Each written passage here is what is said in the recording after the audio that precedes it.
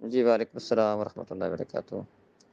بھائی نے پوچھا ہے کہ میں ایک مسجد میں نماز پڑھتا ہوں، وہاں پر امام صاحب مقتدیوں کے ساتھ مل کر سارے اکٹھے ہو کر لا الہ الا اللہ کا ورد کرتے ہیں، تو کیا ایسا کرنا درست ہے؟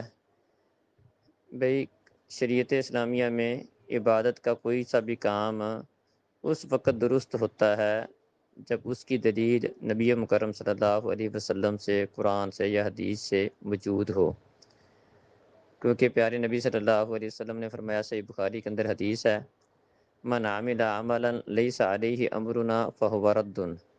جو شخص بھی کوئی ایسا کام کرتا ہے جو ہمارے طریقے کے مطابق نہیں ہے، وہ کام ہم سے ثابت نہیں ہے، ہم نے کیا نہیں، کرنے کا حکم نہیں دیا، اپنی طرف سے دین میں کوئی اضافہ والا معاملہ کرتا ہے، تو اللہ کی بارگاہ میں وہ کام قبول نہیں ہوگا۔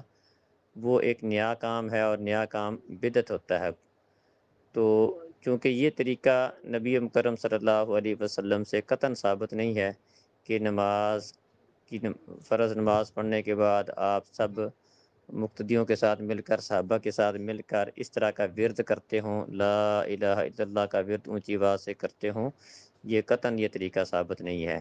اس کے برعکس، لا الہ الا اللہ وحدہ لا شریک لہ لہ الملک ولہ الحمد وہو علی کل شیء قدیر، اس کی فضیلت بیان ہوئی ہے۔ فرمایا کہ جو بندہ 10 دفعہ اس کو پڑھتا ہے صبح فجر کی نماز کے بعد، تو شام تک وہ بندہ شیطان کے شر سے محفوظ رہتا ہے، اور اس کو ایک غلام آزاد کرنے کا ثواب بھی ملتا ہے۔ اللہ رب العزت اس کے 10 نیکیاں بڑھاتا ہے، 10 گناہ معاف کرتا ہے۔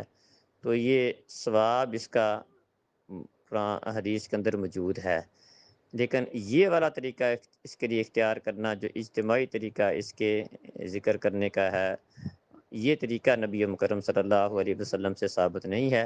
لہذا صبح و شام لا الہ الا اللہ وحدہ لا شریک لہ لہ الملک ولہ الحمد وہو علی کل شیء قدیر، یہ پورا اس طرح اس کو پڑھنا چاہیے، اور 10 دفعہ یا 100 دفعہ اس کو پڑھنا چاہیے۔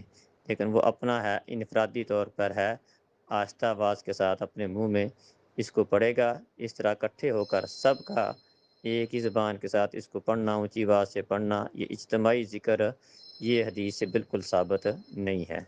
السلام علیکم۔